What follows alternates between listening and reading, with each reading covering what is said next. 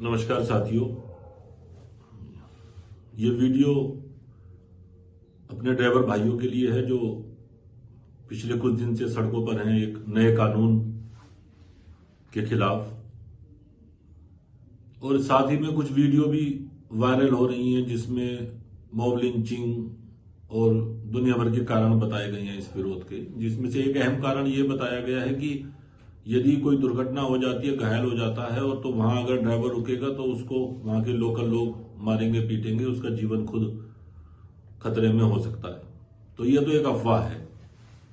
यह बात आप अपने दिमाग से हटा दीजिएगा कि कोई ऐसा कानून आया है। कानून पहले से ही था, उसकी सजा कम थी, थोड़ी सजा बढ़ाई गई है, थोड़ा फाइन बढ़ाया गया है। तो इस कानून के आने के बाद आप लोग ऐसे सड़कों पर हैं जैसे अपराधी सड़कों पर होते हैं, कि आपको खुली छूट दी जाए और कोई कानून आपके लिए ना हो। यह कानून एक मानवता को कानूनी जामा पहनाने से ज्यादा कुछ नहीं है, जो आपका धर्म भी बनता है। यदि आपसे कोई दुर्घटना हो जाती है तो आपका फर्ज बनता है कि उस घायल को किसी भी तरीके से अस्पताल तक पहुंचाया जाए। इस कानून में यह कहीं नहीं लिखा कि उसको अस्पताल तक पहुंचाने की भी ड्यूटी आपकी है। यह पुलिस का कर्तव्य बनता है। आपका काम केवल इतना है कि आप वहां से भागेंगे नहीं, आप केवल पुलिस को इन्फॉर्म करेंगे या जो भी संबंधित अधिकारी होगा उसको बताएंगे कि ऐसे एक एक्सीडेंट हुआ है, उसको अस्पताल तक पहुंचाना है। फिर सरकार द्वारा जो भी अधिकारी नियुक्त होता है या पुलिस की जो ड्यूटी होती है वो उसको अस्पताल तक पहुंचाएंगे। और कहीं ना कहीं इस नेक काम में आपकी भी भागीदारी को कानूनी रूप से जोड़ दिया गया है। कि आप जानते हैं, जब आप सड़कों पर गाड़ी चला रहे होते हैं तो आपका परिवार भी सड़कों पर होता है। इसको आप व्यक्तिगत तौर पर ना देखें, सामाजिक पारिवारिक तौर पर देखें तो ये आपके परिवार की भी तो सुरक्षा करता है। किंतु अफवाहों में आकर आप सड़कों पर हैं।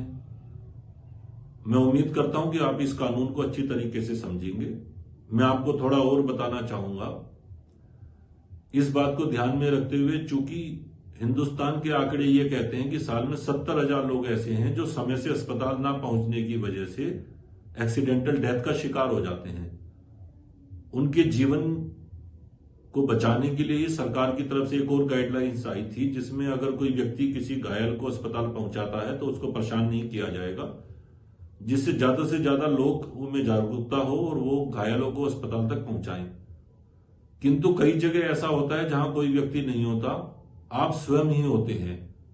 कोई हाईवे है, कोई सुनसान जगह है, ऐसे में यदि आपसे कोई दुर्घटना हो जाती है तो ऐसे में जो आपका फर्ज बनता है उसको एक कानूनी जामा बस पहनाया गया है। आपने वहां रुकना नहीं है, आपने केवल पुलिस को इन्फॉर्म करना है उस बारे में। एक इतनी सी तो बात है। आप इसमें किस बात का विरोध कर रहे हैं? कि आप इंसान नहीं है? कि आपके अंदर इंसानियत नहीं है? आपके इंसानियत का विरोध कर रहे हैं? या आपके परिवार की सुरक्षा के लिए भी तो है। इस तरीके से अपराधी बनकर सड़क पर ना रहें। एक बात और मैं आपको बता देना चाहता हूं। पहले तो आप ये समझिएगा कि ऐसा नहीं है कि कोई कोर्ट कचहरी तक कोई केस नहीं जाएगा, आप सीधा अपराधी साबित हो जाएंगे। देखिएगा, दुर्घटना हो जाने से आप अपराधी नहीं हो जाते हैं।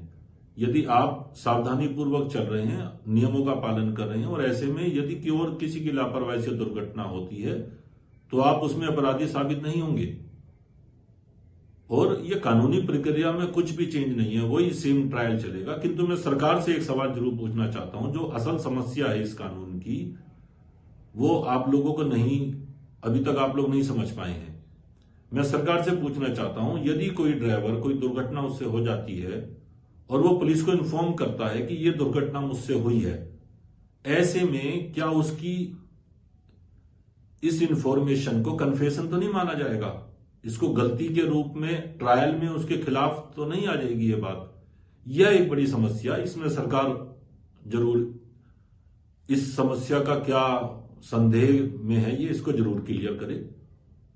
बस यही एक चीज है जो इस कानून में मुझे नजर आती है। पर व्यक्तिगत तौर पर मैं देखूं और सामाजिक तौर पर भी, तो मुझे लगता है कि इस कानून के आने से कई जीवन बचाए जा सकते हैं और मेरे ड्राइवर भाई भी उसमें सहभागी बनेंगे उस जीवन को बचाने में। ये अपने आप में एक पुण्य का काम भी है और एक कानूनी प्रतिबद्धता भी आपके साथ रहेगी। मुझे उम्मीद है कि आप मेरी बात समझ पाए होंगे। तो जल्दी से जल्दी इस हड़ताल को खत्म करके काम पर लौटिए और लोगों की परेशानी को अब बस और मत बढ़ाइएगा। बहुत बहुत धन्यवाद आपका, शुक्रिया।